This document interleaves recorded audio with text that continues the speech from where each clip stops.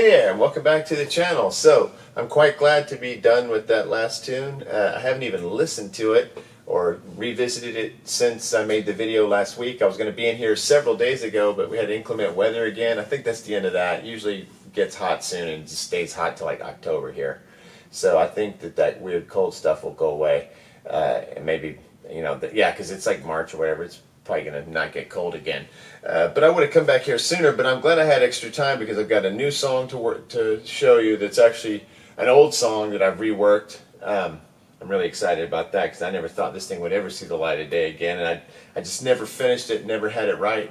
Now I think it has a chance of blossoming into something.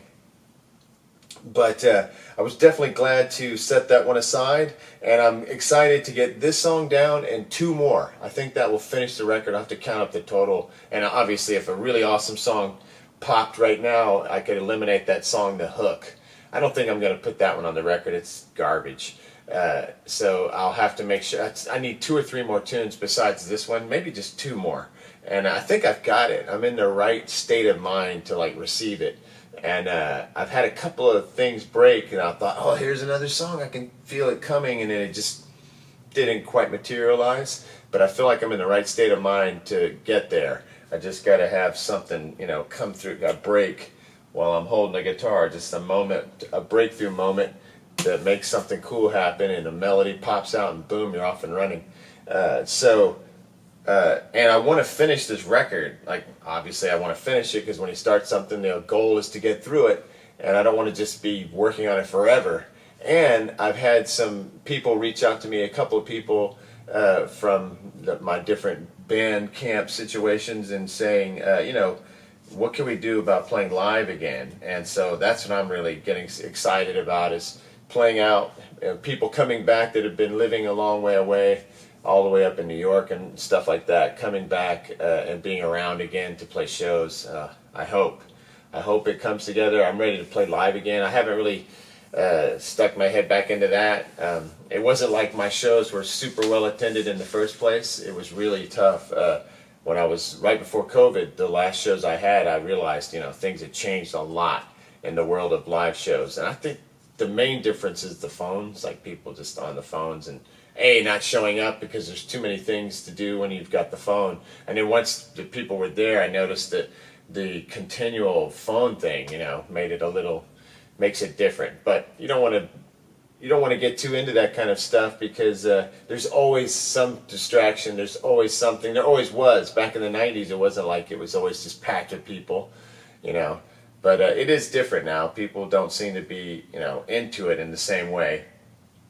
But I think I'm going to be optimistic and think that that it's going to get better, and people are going to get more into going to live shows again, and this virus thing hopefully will be under control, and we can all get back into that, because I'm really starting to feel it. And to know that bandmates and friends are wanting to play out, I can't wait. I hope I can get some good stuff together, and I've been getting my amps and guitars, everything ready to go, because it's a completely different thing when you go out and play live. Your gear has to be, road ready and all that kind of thing.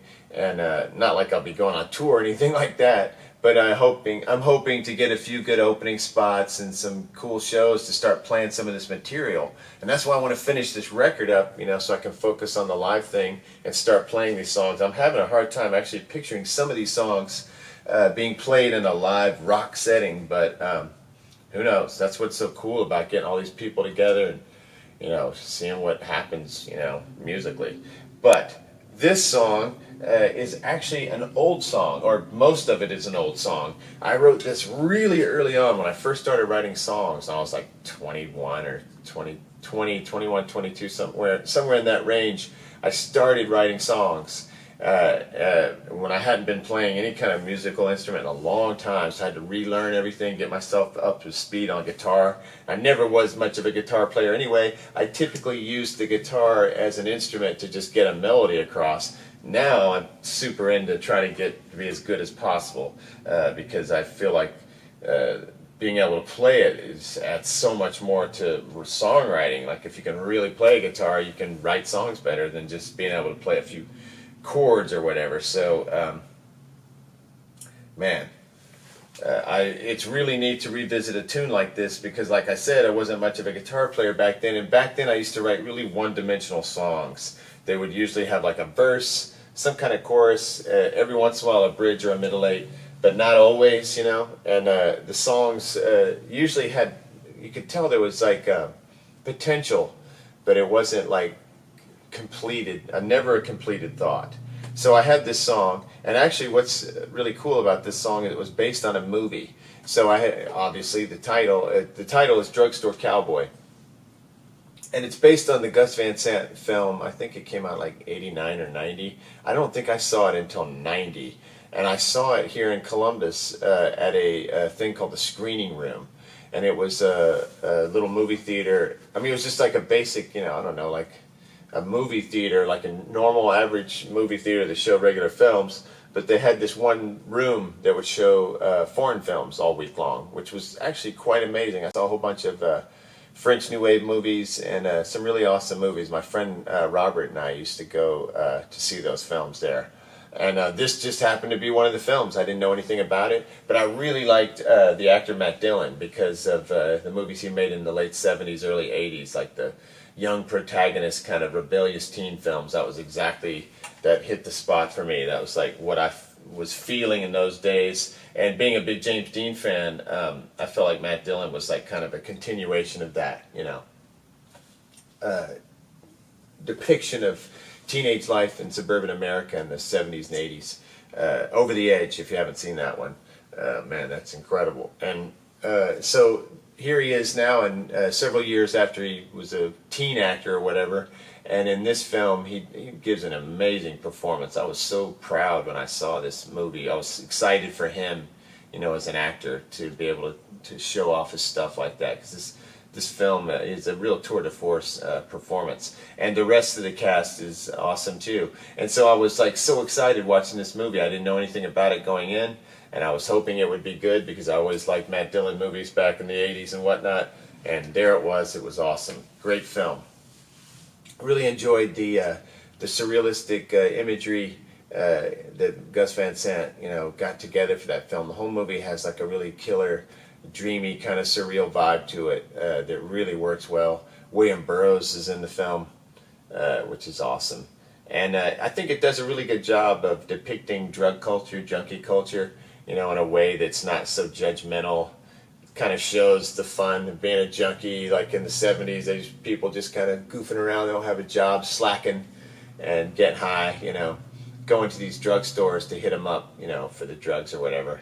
And, you know, it's easy to be judgmental about different people's lifestyles or whatever, but the film kind of shows the fun of it, you know, like what would be fun about being in like a drug gang or whatever and just screwing around all the time. And, of course, the story, you know, unfolds and consequences are experienced and lives are altered. But I really think it's a powerful film that holds up, and I appreciate that it had a subversive, you know, attitude as opposed to trying to, you know, so many of the drug movies were always like, you know, trying to advocate not using drugs, and this one wasn't going into the judgmental thing. It was more just, you know, showing it, which I'm sure is, for those that have drug problems, that kind of stuff can be annoying because it's like a trigger or whatever. But it's an accomplished piece of work, I think. It's like a arty film that anyone can enjoy. You know, it's not pretentious, but it has some of that, the feel of like a artistic, avant-garde type of movie. So I watched the movie and I just loved it. Like all the way through the movie, I was loving it. And on the way home, I noticed a car pull up behind us, and we're driving home. It's only a few minutes to the house from this movie theater, but I noticed right away some car pulled behind us and was like, followed us. And I kind of noticed the car following, and then we pulled in the driveway and it pulled in right behind us, and it was Mark and John, who I had just met. They were still in high school at the time. I had just met them, and we were starting to play a little music together. And they just happened to see me riding in this car, you know, leaving the movie theater. They followed me to the house to see what was up. I told them about the movie. They were interested in the film and excited that I'd seen something cool. And they could tell I was excited about what I'd seen. So I went in the house and just wrote this little silly tune. And so I'll just play the guitar part that I originally wrote, and then I'm going to walk you through the arrangement and show you what I've ended up trying to do with it, and show myself what I've ended up trying to do with it. Because mainly, these videos are to help me remember. It's like a video diary of what I accomplished or what I did. And this one is getting more and more special to me by the second, because I wrote the song and was so excited about it. I remember Mark thought it was really good because I couldn't really play guitar, but he was like, "That's interesting. You stumbled into something interesting accidentally." And then he played all kinds of amazing stuff on it that made it sound like way better than it was. But I was excited to have finally written some kind of like riff instead of just playing chords. But the problem with the tune, there's a problem with a lot of the songs I was writing back in those days. I was like really into folk music and stuff like that because that's how I learned how to play guitar. So I was trying to do like a Dylan Birds thing, and live it was tricky because there's certain kinds of music that are really hard to put over live. And so I kind of moved away from playing songs like this, but ironically or coincidentally, the record that I'm making right now, I think this song actually fits. And with the passage of time, I'm able to come at the song in a different way lyrically, conceptually. So instead of writing just the song about what I saw in the film, which is what it originally was about, I was inspired by the characters and I wanted to talk about these characters in the song. Well, now I can also have this outro bit where I talk about my reaction to how I feel about the film now, in my life now, and how it's affecting me now, like the time that's passed and the people that I've known since that film that I've worked with musically and things like that. So it felt like a neat kind of homecoming tune, and started getting more and more meaningful as I began to think about it. And I came up with 2 additional parts that were not originally in the tune. So let me just introduce the riff. And I'm also excited about the tone I'm getting. So I've got my wonderful Strat. I'm down in the bridge in this thing that's called the Special Bridge. It's right at 7K, which is hotter than your usual vintage wine, but it has the vintage wine sound. And these are like 5.8 and 5 something. So these are right at the typical vintage wine. This one's a little hotter, but it's not hotter and fatter like more gain. It's more, just gives it, I don't know, it's awesome. So I've got it in that pickup. And what I was thinking of doing live is the song has an intro where it has like kind of a clean sort of arpeggio, quiet intro type thing where you're kind of playing and articulating notes, and then it goes to like a big chord moment, like a big Pete Townsend turnaround thing. And that's when I'm gonna live, I'll have it like on 2 or 3 all the way cranked with everything, and then when I go to that big chord I'll crank it all the way up here. Now recording, what I think I'm going to do is just leave this in that 2 or 3, like the clean setting, the whole way through, track the whole song with that guitar. Then on those big, it's a D to a G, but it'll be tuned down, so it'll be C sharp to F sharp. So anyway, whatever the notes are, we'll figure that out. I was thinking of playing it on the Schecter, and I'll rip this in a second. You'll hear how much more power this baby has, because this is basically like a Telecaster Les Paul. It's a Telecaster, which is kind of like a Les Paul anyway, but it's made of mahogany and it has humbuckers instead of single coil, so it's a monster. And I was thinking of playing those big monster chords with that to really get some impact. And this guitar I owned this guitar I got this guitar around the time I wrote this song, so it has a connection there too. This one sounds the best for the clean part. This one just doesn't get as clean because it's humbuckers, and it has that humbucker tone that sounds really complete, as opposed to the kind of thin, sort of twangy, airy tone that this one puts out. All right, so let me just play the riff as I'm going to record the clean riff, and then I'll show you how I cranks into distortion. All right, so.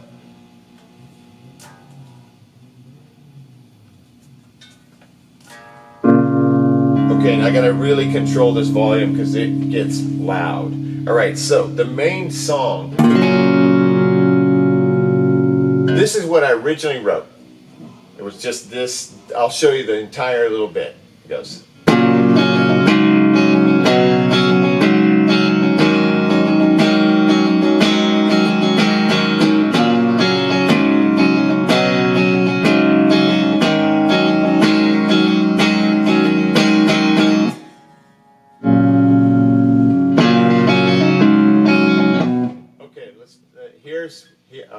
start this over.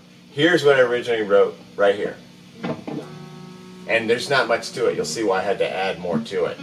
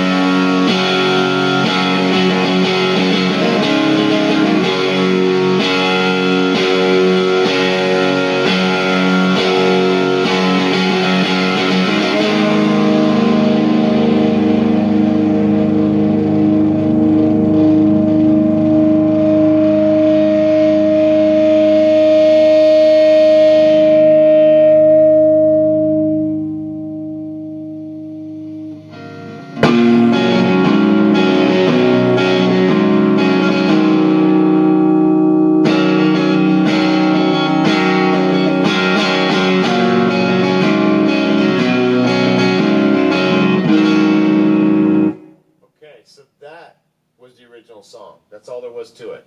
Dun, dun, dun, dun, dun, dun, dun, dun, dun. And the way I had a little verse, and it was like, they were living drugstore cowboy lives. They stole just enough to get by. High. Okay, so. And then I go, he's fast asleep. Real folky. Fast asleep. Fast asleep. For now.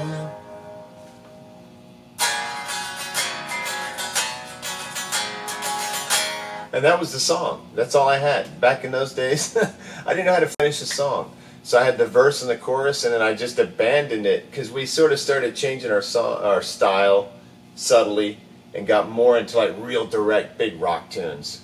And so stuff like more subtle stuff like this. Plus this is in 3/4 time. Actually, I think it's in 6/8 time because it's it's 8th notes, so it's 6/8 time. But it feels like 3/4, and if time signage just confused me, so I'm not even going to get into that. But I believe this is 6/8.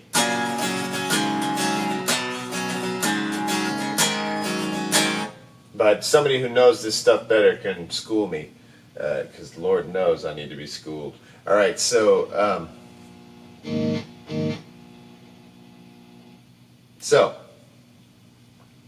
that was all I had. Now, here's the other stuff that I've added to it. 2 new parts. So now the song is going to intro with 2 times around of the.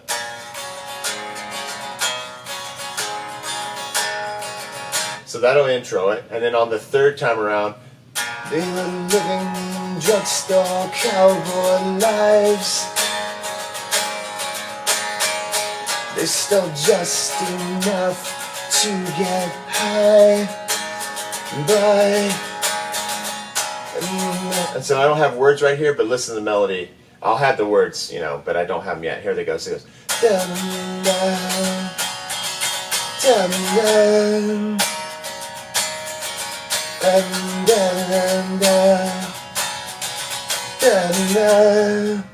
And now the chorus.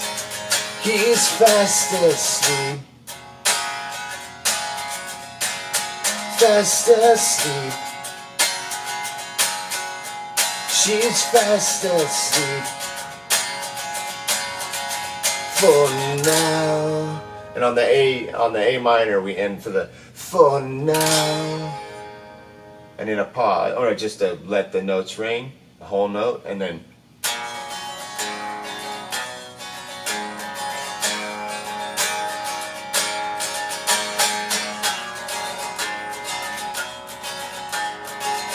So this would be verse 2. They were living drugstore cowboy lives. There'll be a new line, of course. It's still just enough to get high by.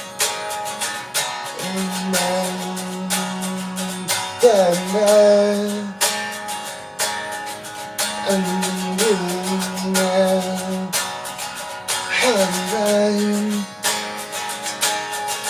she's fast asleep.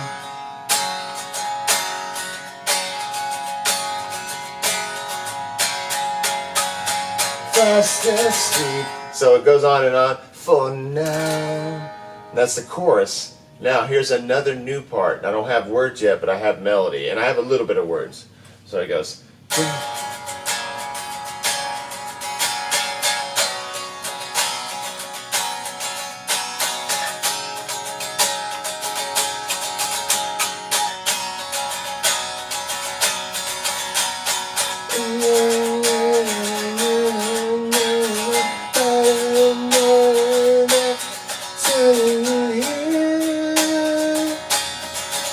Thoughts calling me,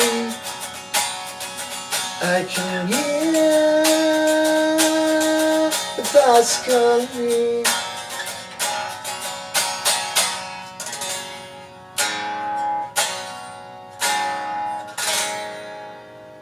And then end like that. Oh, and I forgot there will be like a whole guitar solo set. So it'll be verse, chorus, verse, chorus. Verse music with a solo. Sing the chorus. Fast asleep.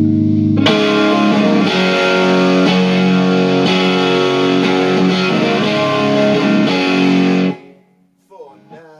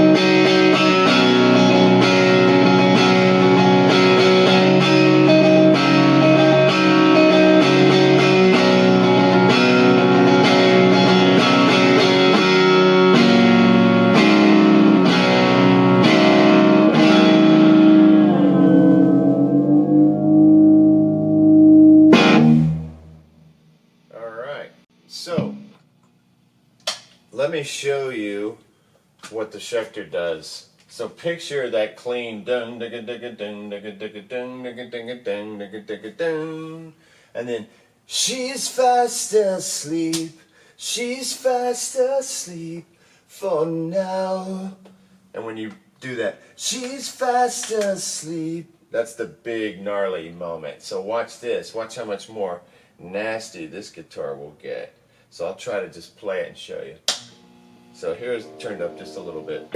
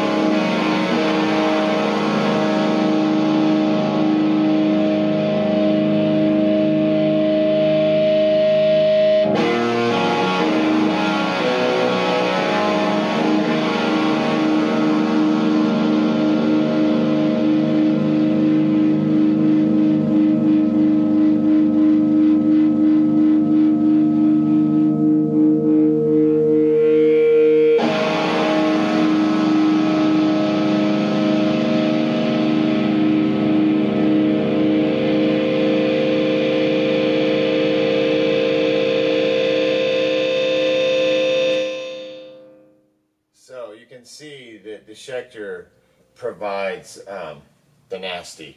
This is a 1985 Schecter with some Van Nuys parts on it, I've determined.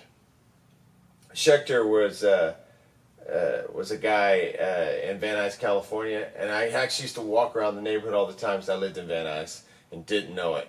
And right after I got home from California, I bought this and found out the connection to Van Nuys and everything. But this one was made in Dallas, and I'm a Texan, so that works for me. But anyway, that's a monster. I love it. It'll always be with me because, you know, it always has. Ever since I started like really rocking live, this was the guitar. All right, so BPM 107. So I had a fortuitous moment of cruising down the road, and I heard Led Zeppelin's Four Sticks from the Four album, and I was like, man, that darkness, that evil that's just rumbling in that tune. I think Bonham's playing hand drums all through it. He's playing some kind of whack. See, that's the beauty of this guitar. That's the most punk rock guitar ever. I chucked it off a stage once. I'm so sorry I did that to you. But nothing bothers this guitar. I never even blink when it gets whacked over because it just doesn't care. It's not even scratched up or anything. Nothing ever happens to it. It's immortal.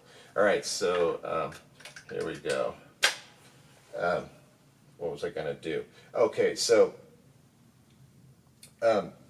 this one gives me the clean tone I want. So I'm going to do the main bulk of it, you know, the whole tune and that jing jicka jicka jing jig. Oh, and so I was listening to Led Zeppelin, and it was Four Sticks, and I was like, that evil sound is what I want to get on this somehow. And I think it was like the tempo and like the drums. So the drums are going to be essential on this, and I'm afraid of those drums. I'm afraid of this whole tune because I can tell you what's going to be worrisome about it and troublesome about it. It happened a little bit with the last one, but because it's 6/8 or 3/4 or whatever it is, it's going to be a little shambolic coming down on the ones. So I'm going to have to probably go the extra mile with the drumming and really make sure that's right. Otherwise, it's going to sound like a mess. It's just a shambolic mess. Every time you come down on that one, if that's not dead on, it'll be just amateur hour and it'll kill the whole vibe. Like you listen to Zeppelin and you realize each guy. So right before the camera died, I was saying that Led Zeppelin were like masters of like locking in like crazy grooves, and that Four Sticks is one of those. Like Bonham's doing this continually. Doing this thing, you know, all through the tune, but he's got this hi-hat going. It's amazing. But anyway, so Bonham is just going off, doing his thing. Jimmy Page has this riff going. John Paul Jones is doing his riffing, and the whole thing sounded evil and cool, and I looked up the BPM, and it was 107. So that's what I've got it on. I'm going to try to lock up with 107. And my initial foray into hearing it with the metronome behind it made it seem like that was about right. And it sounded faster than 107, so I'm hoping that it sounds faster but doesn't lose the groove. And that seems to be like, you know, this is about what 107 is right here. Let me see.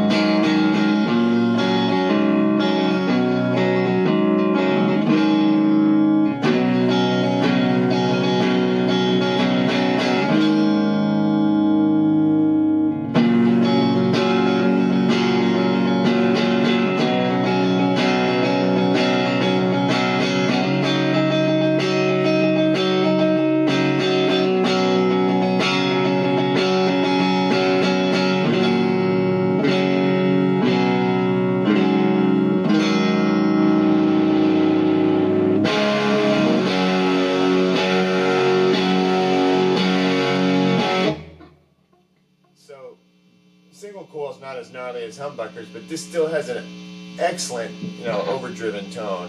But I think I'm going to go with the Schecter just because I think it's connected to the song the guitar itself is, and I do think it adds that extra little bit of hair, you know.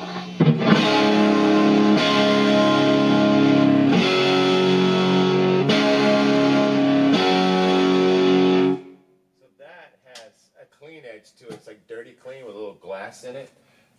Watch the difference. This one's still glassy and airy, but this has modern saddles on it, which I think is the main difference. That one has the bent steel and it gives it that like airy, surfy tone, like vintage tone.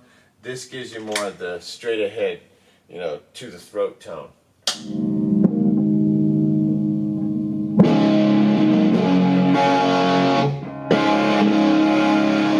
did tone control down, sorry.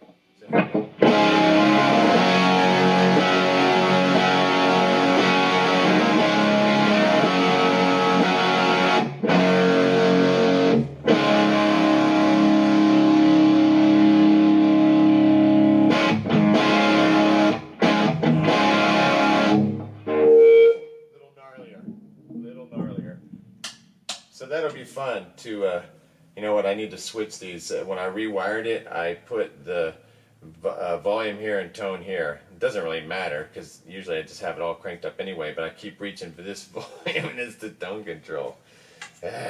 This thing has the push-pull wiring, and it gave me a nightmare trying to get all those little things soldered on there.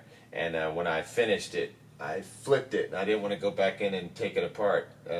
Not that I have to take it apart, you just kind of pull it out and then change positions. Stupid. Alright, so that's the new tune. As you can see, I have a bunch of work to do. I'm going to get on the drums and see if I can figure out exactly what I want to do. I want to come up with something really good, and then I want to execute it more. So maybe it won't be the hardest drum part I ever played, but it'll be executed properly because I really want to come down on that one solid, or the whole thing's going to turn into a mess. So it's like something like, I don't even want to. I had a little thing going, but I haven't been in here a week. So I'll come back to the drums and figure out something. It'll just be stupid if I try to do it right now. All right. So I got my work cut out for me. New tune that's an old tune, but it's like half old, half new. Only the verse and chorus were the original bit. I added a new part in the verse and a outro thing. So that's the second song that has kind of like an outro to it. I like that. All right, next time.